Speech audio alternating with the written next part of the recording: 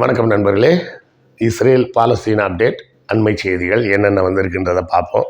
அண்மை செய்திகளில் பார்த்தீங்கன்னா நிறைய செய்திகள் இருக்குது. ஒரு பிரிட்டிஷ் ஆயில் டேங்கர் தாக்கப்பட்டிருக்கு. ரெண்டாவது, ஹெஸ்புல்லாவின் தாக்குதல்கள் மீண்டும் கடுமையாகி ஆகிக்கொண்டு இருக்கிறது. இதை தொடர்ந்து முக்கியமான ஒரு செய்தி என்னென்னா, எதனால் இஸ்ரேலில் டிஎன்ஏ டெஸ்ட் எடுப்பது தடை செய்யப்பட்டுள்ளது அப்படின்றது ஒரு முக்கியமான செய்தி இருக்குது. அந்த செய்தியை பற்றியும் பார்க்க போகிறோம். மிக மிக கேவலமாக ஒரு வேலையை இஸ்ரேல் அரசாங்கம் பாலஸ்தீன மக்களின் மீது செய்து கொண்டு இருக்கிறது. அந்த செய்திகளை தான் நம்ம இன்றைக்கி பார்க்க போகிறோம். அப்புறம் நண்பர்களே, புத்தகம் வாங்குவதற்கான வழக்கமான ஒரு கோரிக்கை. நம்ம இந்த வினோத வாய்ஸ் சேனல் மானிட்டைஸ் ஆகிடுச்சு, எல்லாம் உங்கள் அன்பின் ஆதரவும் காரணமாக. அதனால் இப்போ இதில் விளம்பரங்கள் வருது. ஆனாலும் இந்த விளம்பரங்களின் மூலம் வரக்கூடிய வருமானம் நம்ம கேஆர்வி சேனலில் வந்த அளவுக்குலாம் ஒன்றும் வராது. அதோட கம்பேர் பண்ணால் 1/10 பங்கு வந்தாலே ஜாஸ்தின்னு வச்சிங்களேன். உங்கள் ஆதரவு தொடர்ந்து எங்களுக்கு வேண்டும். புத்தகங்கள் வாங்கினீங்கன்னா அதை கொண்டு இந்த சேனலை நடத்துவதற்கு இன்னும் கொஞ்சம் சிறப்பாக நடத்தலாம். செய்திகளையும் இன்னும் அழகாக சேகரித்து கொடுக்கலாம். ஸோ இல்லை சார், பணம்லாம் கேட்காதீங்க சார். நம்ம பணம்லாம் கேட்குறது கிடையாது. நம்ம கேட்குறது என்ன கேட்போம், புத்தகங்கள் வாங்கி அதன் மூலமாக வருவாயை வைத்து நடத்துகிறோன்னு தான் சொல்கிறோம். இல்லை சார், புக்கெல்லாம் வாங்குறதுக்கெல்லாம் இப்போதைக்கு முடியாது சார், படிக்கிறதுக்கே எனக்கு நேரம் இல்லை சார் அப்படி இப்படின்னு நிறைய பேர் சொல்லலாம். வெளிநாடு வாழ் மக்கள் நீங்கள் புத்தகங்கள் வாங்கணும்னா முடிஞ்ச நேரம் வாங்கினாலும் வாங்குங்க. இல்லை வேண்டாம் அப்படின்னா அமேசான்லேருந்து கிண்டில் வெர்ஷனே நீங்கள் எடுத்து படிச்சுக்கலாம். பாபர் நாமா வர உள்ள எல்லா புத்தகங்களும் அமேசான் கிண்டிலில் கூட இருக்குது. இது எல்லாம் எதுவுமே முடியாதுன்னா கூட இந்த வீடியோக்களை ஷேர் பண்ணுங்கள். ஷேர் பண்ணாலே அதுவும் ஒரு வகையால் ஆதரவு தான். லைக் போடுங்க, கமெண்ட் போடுங்க, எல்லாமே ஆதரவு தான். ஸோ ஏதாவது ஒரு வகையில் எங்கள் சேனலுக்கு தொடர்ந்து உங்கள் ஆதரவை கொடுத்து கொண்டே இருங்க. இந்த கல்ஃப் ஆஃப் ஏடன் பகுதியில் பார்த்தீங்கன்னா, மர்லின் லுவாண்டா அப்படின்ற ஒரு பிரிட்டிஷ் ஆயில் டேங்கர், அந்த ஆயில் டேங்கரை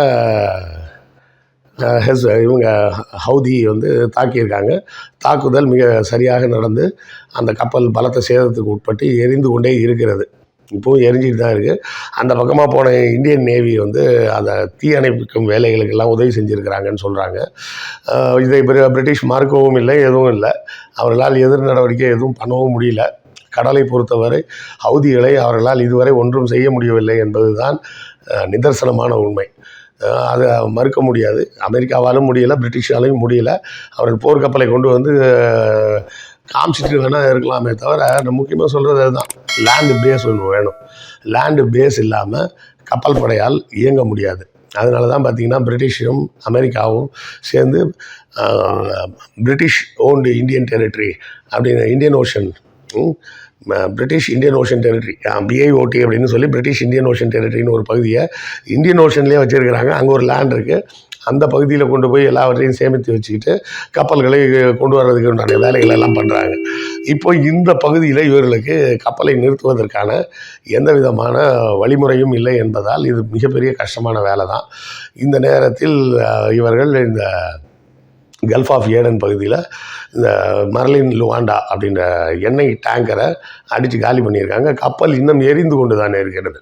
ஆனால் ஃபயர் இஸ் கண்டெய்ன்ட் அப்படின்றாங்க. ஃபயர் கண்டெய்ன்டுன்னா என்ன அர்த்தம்னா, அது ஏற்கனவே இப்போ எரிஞ்சிட்டு இருக்குல்ல, அந்த பகுதியை ஒன்றும் பண்ண முடியாது.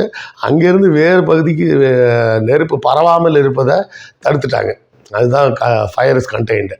அது என்ன தான் கண்டெய்ன்டுனாலும் அது காயலாங்கடைக்கு தான் போகணும் அந்த கப்பல் இனிமேல். ஏன்னா கப்பலுக்கு பாதிக்கு மேலே ஏரிய ஆரம்பிச்சிருச்சு அப்படின்னு சொல்லி செய்திகள் சொல்லப்படுகிறது. இது ஒரு முக்கியமான செய்தி. இதை தொடர்ந்து ஹெஸ்புல்லா என்ன செய்யுது அப்படின்னு பார்த்தோம்னா, ஹெஸ்புல்லா வடக்கு பகுதியில் ஷெமோரா அப்படின்ற பகுதிகளெல்லாம் தாக்குதல்களை தொடர்ந்து நடத்திக்கிட்டு இருக்கிறாங்க. நேற்று ஒரு நாளில் மட்டும் சுமார் 7 இடங்களில் தாக்குதலை நடத்தியிருக்கிறாங்க. 7 முறை தாக்குதல் நடத்தியிருக்கிறாங்க. இந்த தாக்குதல்கள் அனைத்தும் அங்கே இருக்கக்கூடிய இஸ்ரேல் இராணுவ வீரர்களின் மீதான தாக்குதல். அந்த தாக்குதல்கள் அனைத்துமே துல்லியமான தாக்குதல்கள் அப்படிங்கிறதையும் முக்கியமாக சொல்லியிருக்காங்க. இது இஸ்ரேல் வாயை திறக்காமல் உட்கார்ந்துருக்குது. இதே நேரத்தில் முந்தா நாள் அதாவது நேற்று 27 ஜனவரி அன்று ஐநா சபையோட சேர்மன் என்ன சொல்லிட்டாரு, ஹமாஸை நாம் தீவிரவாத அமைப்பு என்று சொல்லி கொண்டு இருந்த காரணத்தினால் காசா பகுதிக்கு ஃபண்டு கொடுக்காதீங்கன்னு சொல்லியிருந்தோம். இனிமேல் அப்படிலாம் வேண்டாங்க, நீங்கள் தாராளமாக கொடுத்துருங்க அந்த மக்கள் பாவம், அவர்கள் வந்து அந்த போராளிகளாகவே நம்ம வச்சுக்கலாம், அவங்கள வந்து தடை செய்ய வேண்டான்ற மாதிரி ஒரு சுமூகமான ஒரு அறிவிப்பை கொடுத்துருக்குறாங்க. காசா பகுதிக்கு தேவையான உதவிகளை செய்வதற்கு நீங்கள் நிதி வழங்கலாம், அதை நாங்கள் மேற்பார்வையை பார்த்து கொள்கிறோம் அப்படின்னு சொல்லி ஐநா சபை அறிவிப்பு சொல்லியிருக்கு. இது ஒரு மகிழ்ச்சியான அறிவிப்பு தான். ஐசிஜேயில் வந்து நமக்கு எதிர்பார்த்த அளவுக்கு ஒரு நல்ல தீர்ப்பு வரலைனாலும் ஓரளவுக்கு சமாதானம் சொல்லக்கூடிய அளவுக்கு ஒரு தீர்ப்பு வந்திருக்கின்றது, சந்தோஷம்தான். இதே நேரத்தில் இந்த ஐநாவின் சேர்மன் வந்து கொடுத்துருக்கக்கூடிய அறிவிப்பு இன்னும் கொஞ்சம் மகிழ்ச்சியாக இருக்குது. இது எதுக்காக சொல்கிறேன்னா, நம்ம வந்து பாலஸ்தீன மக்கள்னு பார்க்கணுமே தவிர அதை வந்து ஹமாஸு, போராளி, தீவிரவாதிகள்லாம் பார்க்க வேண்டிய அவசியம் இல்லை. அங்கே இருக்கிற அந்த படங்கள்லாம் பார்க்க ரொம்ப கஷ்டமாக இருக்குங்க. ஒரு 10 வயது கூட இல்லாத சிறுவர்கள் ஒரு சின்ன டென்ட் மாதிரி போட்டு படுத்துருக்குறாங்க. வெளியே மழை பெஞ்சிகிட்ருக்கு.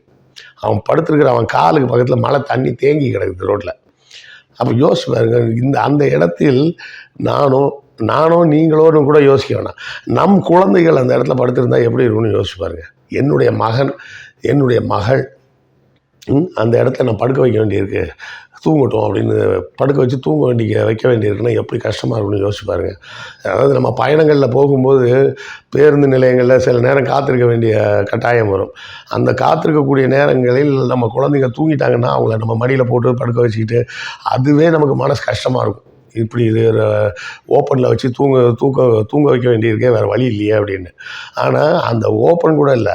அதாவது நம்மளுக்காக அந்த பேருந்து வந்தோடனே பேருந்தில் ஏறி போயிடுவோம். ஆனால் இவங்க யோசிச்சு பாருங்கள், டெய்லியே அங்கே தான் தூங்க வேண்டியிருக்கு.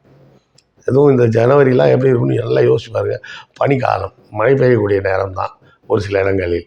அப்போ இந்த மழை நீர்லாம் தேங்கி கிடக்குது, அது பக்கத்துலேயே படுத்துக்கிட்டு கொசுவும் அதுவும் போட்டு என்ன பாடுபட்டு அந்த மக்கள் எவ்வளோ பாவம் பாருங்கள். இதெல்லாம் பாவம் அப்படின்னு பார்த்தோம்னா, இதெல்லாம் தாண்டி இதுக்கெல்லாம் கட்டமாக ஒரு வேலையை செஞ்சுருக்கிறாங்க. அதோட காணொலியை போடுறேன் பாருங்கள். طلع جابت الاولاد تحت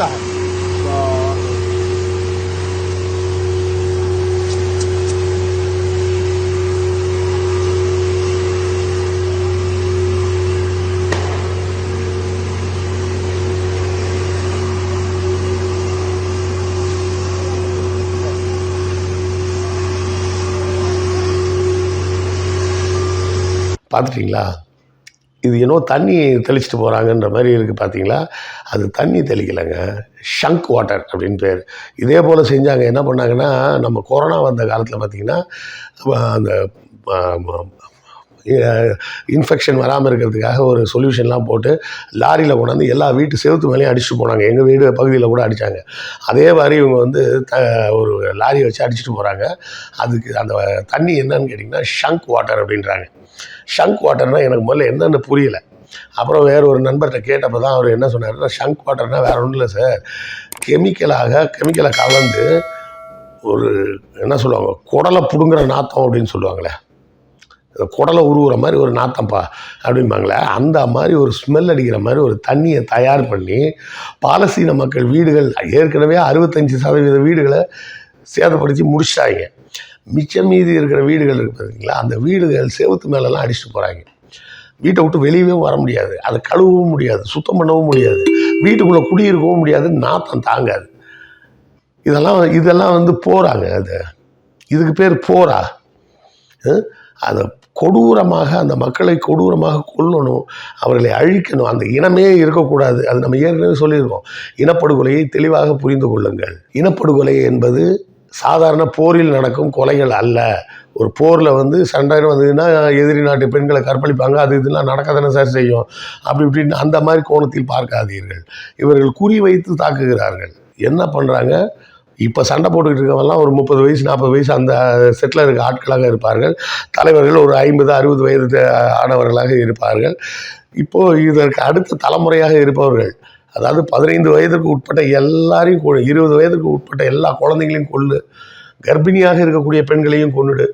ஏன்னா அந்த குழந்தைங்க பிறந்து வளர்ந்துடக்கூடாது, வளர்ந்தால் அது பின்னாடி ஆள் வரும். பெண்களையும் கொன்னுடு. பெண்கள் இருந்தால் தானே இனவிருத்தி பண்ண முடியும். ஆக பெண்களை கொன்று விடுங்கள், கர்ப்பிணி பெண்களை கொன்று விடுங்கள், 20 வயதிற்கு கம்மியாக இருக்கக்கூடிய எல்லா குழந்தைகளையும் கொண்டு விடுங்கள்னா என்ன ஆகும்? இப்போதைக்கு உயிரோடு இருக்கக்கூடிய இந்த 30லேருந்து 60 வயதுக்குள்ளே இருக்கிறவங்களாம் அடுத்த 20 வருஷத்தில் அவங்களாம் செத்துருவாங்க. அப்போ அவங்களும் போயிட்டாங்கன்னா என்ன ஆகும்? பாலஸ்தீனம் அப்படின்ற ஒரு இனமே இல்லாமல் அழிஞ்சிடும். இது வந்து ஹிட்லர் செய்த ஹோலோகாஸ்ட்டை விட பெரிய கொடுமை. ஹிட்லர் செய்த ஹோலோகாஸ்டாவது ஆண் பெண் எல்லாரையும் சேர்த்து மொத்தமாக கொண்டுட்டான். இது அதை விட கொடுமை என்னென்னா, இந்த இனம் உருவாகாமல் இருப்பதற்கு உண்டான வேலையை செய்கிறாங்க. இதை நல்லா யோசிச்சு பாருங்கள். இந்த தண்ணியை பார்த்தீங்களா? சரி, அது இருக்கட்டும். இன்னொரு செய்தி, ஒரு முக்கியமான செய்தி நான் உங்களுக்கு காட்டுறேன், படங்களாக காட்டுறேன். இந்த டிஎன்ஏ டெஸ்ட் வந்து இஸ்ரேலில் ஏன் செய்வதில்லை அப்படின்றதுக்கு உண்டான செய்தியை பாருங்கள். இந்த புகைப்படங்களை வரிசையாக காட்டுறேன். பெஞ்சமின் நெத்தன்யாகு, இவர் இஸ்ரேல் பிரைம் மினிஸ்டர். இவர் போலந்து நாட்டை சேர்ந்தவர். இத்தாமர் பென் கிவேர், இவர் நேஷனல் செக்யூரிட்டி மினிஸ்டர். இவர் ஈராக்கை சேர்ந்தவர், ஈராக்கை பூர்வீகமாக கொண்டவர். பெசலால் சோம்ட்ரிச், இவர் ஃபினான்ஸ் மினிஸ்டர். இவர் உக்ரைனை சேர்ந்தவர். யாவ் கேலண்ட், இவர் தான் மிலிட்ரிக்கு டிஃபென்ஸ் மினிஸ்டர். இவரும் போலந்து நாட்டை சேர்ந்தவர். எலி கோஹன், ஃபாரின் மினிஸ்டர், மொராக்கோ நாட்டை சேர்ந்தவர். யாயிர் லாபீட், அப்போசிஷன் லீடர், எதிர்கட்சி தலைவர், ஆனால் அவர் செர்பியாவை சேர்ந்தவர். பென்னி கான்ஸ், இவர் வந்து முன்னாள் பாதுகாப்பு அமைச்சர், இப்போது வார் கேபினெட் மெம்பர். இவரது பூர்வீகம் வந்து ஹங்கேரி மற்றும் ரொமானியா என்ற நாடுகளை சேர்ந்தது. இவங்க வந்து திஸ்பி ஹொட்டா வெலி, இவங்க இஸ்ரேலி அம்பாசடர், யூகேக்கான அம்பாசடர். இவங்க பூர்வீகம் வந்து ஜார்ஜியா. மார்க் ரெகவ், இவங்க வந்து கவர்மெண்ட் அட்வைசரு. இவரது பூர்வீகம் ஆஸ்திரேலியா மற்றும் ஜெர்மனி. கிலாட் எர்டான், இவர் ரொமானியாவை சேர்ந்தவர். ஐசக் ஹெர்சாக், இவர் இஸ்ரேல் பிரசிடென்ட்டு. இவர் அயர்லாந்து நாட்டை சேர்ந்தவர். அப்போது இங்கே பாருங்களேன், இருக்கக்கூடிய முக்கியமான நபர்கள் எல்லாருமே பூர்வீகமே இஸ்ரேல் கிடையாது. இவர்களுக்கெல்லாம் பூர்வீகம்லாம் வேறு நாடுகள். அதனால தான் இஸ்ரேலில் வந்து டிஎன்ஏ எடுக்கக்கூடாதுன்னு தடை செய்ய வச்சுருக்கிறாங்க. ஸோ இப்படியாக பல்வேறு இடங்களிலும் பல்வேறு அட்டகாசம் பண்ணிக்கிட்டு, இவங்கெல்லாம் வேறு ஊர்லேருந்து இங்கே வந்து உட்காந்துக்கிட்டு, இங்கே இருக்கிற பாலஸ்தீன மக்களை கொண்டுக்கிட்டு, அவங்கள டார்ச்சர் பண்ணிக்கிட்டு, அவங்கள கொலை பண்ணிக்கிட்டு, அவங்க இனத்தை அழித்து கொண்டு, அது மட்டும் இல்லை, என்ன சொன்ன ஷங்க் வாட்டர்னு சொல்லி அந்த குடியிருக்கும் இடத்தையே நாஸ்தி பண்ணி, நாத்தாடிக்கிற மாதிரி பண்ணி, அவர்களுக்கு சொல்லணும்னா துயரங்களை கொடுத்துக்கிட்டே இருக்கிறாங்க. இதற்கெல்லாம் எப்போது முடிவு காலம் வரும்னு தெரியல. ஹமாஸ் மற்றும் ஹவுதி மற்றும் ஹெஸ்புல்லா இன்னும் தங்களது தாக்குதலை தீவிரப்படுத்தி இஸ்ரேல் இராணுவத்தை செயலிழக்க செய்ய வேண்டும். அந்த நாள் விரைவில் நடக்கும் என்று நம்புவோம். அடுத்த காணொளியில் சந்திப்போம். நன்றி, வணக்கம்.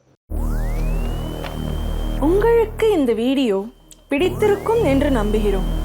இந்த சேனலை சப்ஸ்கிரைப் செய்யுங்கள்.